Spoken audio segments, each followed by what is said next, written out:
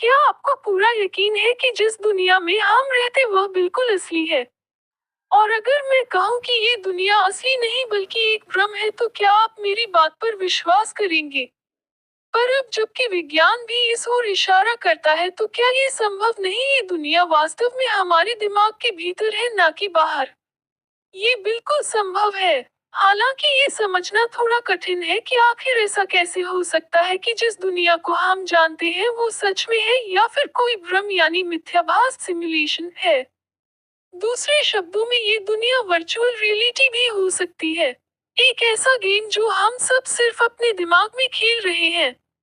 और जिस दिन ये दिमाग काम करना बंद करेगा, उस दिन हमें पता चलेगा कि जिसे हम सच समझ रहे थे वो सिर्फ एक भ्रम था और कुछ नहीं। जैसे आपका मोबाइल वीडियो गेम की दुनिया रचता है, ठीक वैसे ही आपका मस्तिष्क भी इस दुनिया को रचता है। क्या दुनिया वैसी ही है जैसी हमें दिखती है? आज से कुछ सौ साल पहले मानव को नहीं पता था कि यह धरती गोल है, क्योंकि उसे वह गोल दिखती ही नहीं थी। मानव की जो भी धारणा इस दुनिया को लेकर है वह इसी बात पर आधारित है कि वो उसे अपने शरीर की सीमा में रहकर कितना जान पाता है। यहाँ मेरा कहने का मतलब सिर्फ यही है कि हमें पहले इस सोच से बाहर निकलना होगा कि ये दुनिया बिल्कुल वैसी ही है जैसे कि हम इसे देखते हैं। ऐसा बिल्कुल हो सकता है कि ये दुनिया बिल्कुल भी वैसी ना हो जैसी कि दिखती है, क्योंकि हम इस दुनिया को सिर्फ उतना ही देख पाते हैं जितना हमारा दिमाग हमें दिखा पाता है।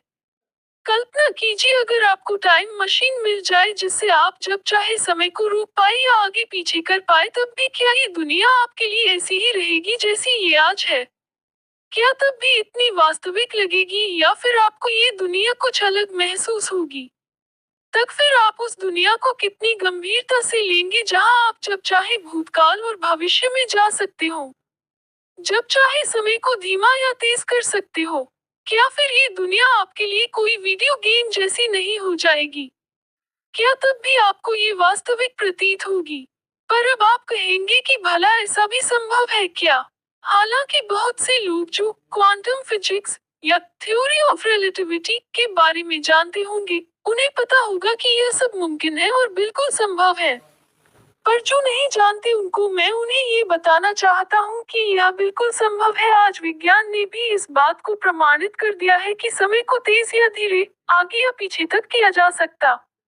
सन 1915 में दुनिया के महान वैज्ञानिक आइंस्टाइन द्वारा दी गई थी थ्योरी ऑफ रिलेटिविटी, आज आधुनिक विज्ञान में सिद्ध हो चुकी है और अब टाइम मशीन जैसी चीज कोई नामुमकिन बात नहीं।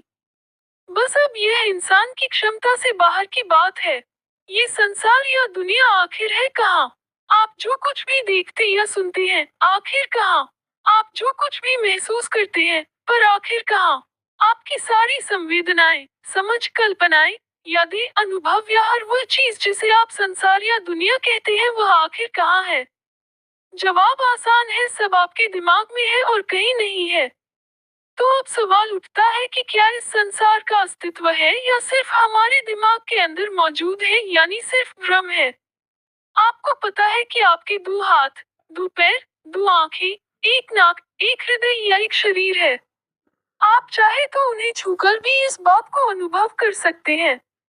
आप खाते हैं, गाना गाते हैं, नाचते हैं, पिक्चर देखते हैं, गाने सुनते हैं, पर वो सब कहाँ हो रहा है?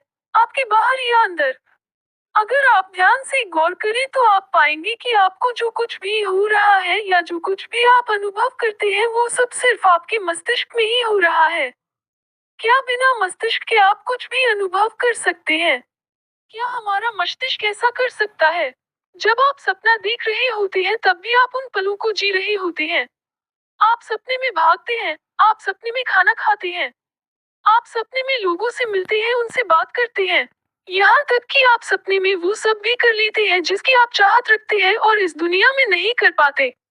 उस समय आप हर दृश्य को वैसे ही अनुभव करते हैं जैसा आप हकीकत में अनुभव करते हैं, पर असल में तो आप सो ही रहे होते हैं ना।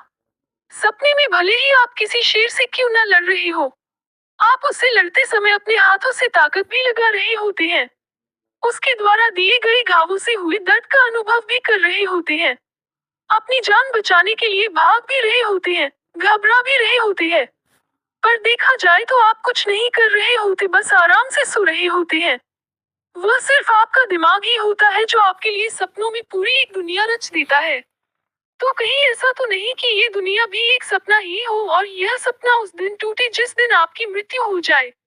और तब आप पाएंगे आप एक अलग ही दुनिया में मौजूद हैं और इस जीवन में आपने जो कुछ भी देखा वह सिर्फ एक सपना था जो आप इस शरीर में देख रहे थे।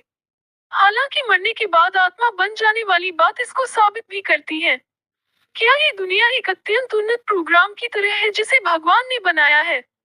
क्या संसार का हर इंसान किसी बड़े वर्चुअल नेटवर्क का हिस्सा मात्र है? ठीक वैसे ही जैसे कि इंटरनेट की दुनिया में एक मोबाइल या कंप्यूटर।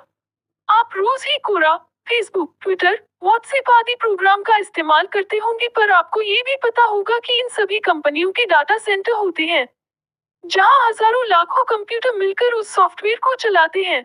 अकेला कंप्यूटर ऐसा कुछ नहीं कर सकता। हालांकि वो सारे कंप्यूटर अपने आप में पूरी तरह अलग है, पर फिर भी वह अकेले कुछ नहीं। हालांकि वो सब कंप्यूटर साथ मिलकर के एक ही चीज को चलाने के लिए काम करते हैं, जिसे आप और मैं फेसबुक या ट्विटर कहते हैं। आप सबने फेसबुक का अनुभव जरूर किया होगा। जब आप फेसबुक का इस्तेमाल कर रहे होते हैं तब आप कभी सोचते हैं कि उसको चलाने के पीछे कितने हजारों लाखों कंप्यूटर एक साथ काम कर रहे हैं। आपको तो फेसबुक सिर्फ एक ही नजर आता है, जो आपको फेसबुक जैसी एक दुनिया बना कर देता है, जिसके पास अपनी आर्टिफिशियल इंटेलिजेंस भी मौजूद है। उनमें से किसी कंप्यूटर के खराब हो जाने से फेसबुक बंद नहीं हो जाता। रोज कई कंप्यूटर खराब होते रहते हैं और उनकी जगह नए कंप्यूटर लगा दिए जाते हैं, जिनका आपको पता तक नहीं चलता। ऐसा इसलिए होता है क्योंकि सारे कंप्यूटर एक ही नेटवर्क के द्वारा आपस में कनेक्ट होते हैं और एक ही प्रोग्राम के लिए काम करते हैं।